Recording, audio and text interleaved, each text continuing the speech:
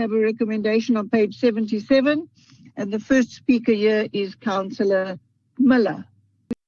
Okay, the Mayor loves to compare Cape Town with the rest of South Africa, but it is senseless to compare a dying horse with an already dead one. Unfortunately, this IDP will be the death of Cape Town. As we all know, the IDP is the umbrella structure that dictates all policy in the city. From the budget to water and sanitation, to the environment, to housing policy, everything is dictated to by this IDP. And it is quite simply economic suicide to anyone who bothers to look at the obvious incentives it creates. This amended IDP uses words like prudent spending and being responsive to changing circumstances, and then proceeds to happily spend hard-working Capetonians' money like it's an endless fountain. In the face of mass protest amongst ratepayers and civic organizations in Cape Town, delivering a 97% public participation process objecting to the IDP-governed budget, the DA nonetheless marched on regardless, continuing to force its IDP agenda on Cape Town residents, perhaps to please their national partners, the ANC.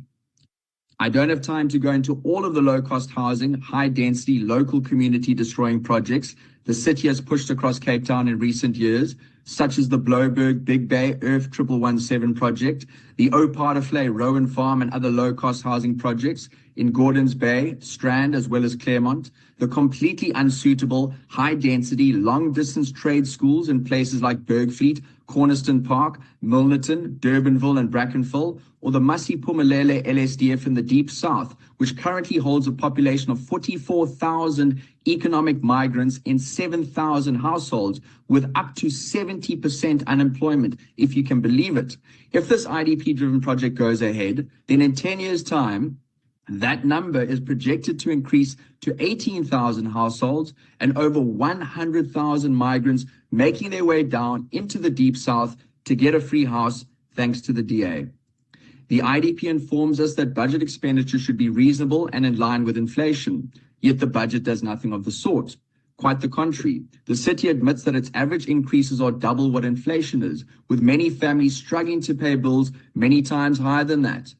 And the DA boasts that over 70% of these massive increases are for subsidies to the indigent or poor, such as free houses, free water, and free electricity. And as a result, this is creating an economic incentive for the indigent from other provinces and Africa to flood into Cape Town to take advantage of these free benefits. And of course, who wouldn't want a free house in Cape Town? It's basic economics, but free is never free.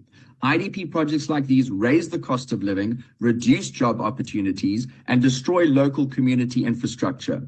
This IDP is the reason why traffic, sewerage, pollution, crime, poverty, and unemployment in Cape Town is what it is.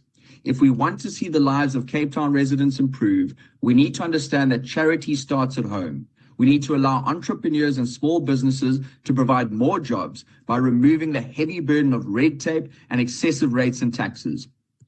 We need to hold citywide referendums to get a mandate to keep more of the taxes we give to national government here in Cape Town, and we need to support reasonable, natural and organic growth of the city, not communist-era spatial and social engineering as the DA is currently doing. Thank you very much.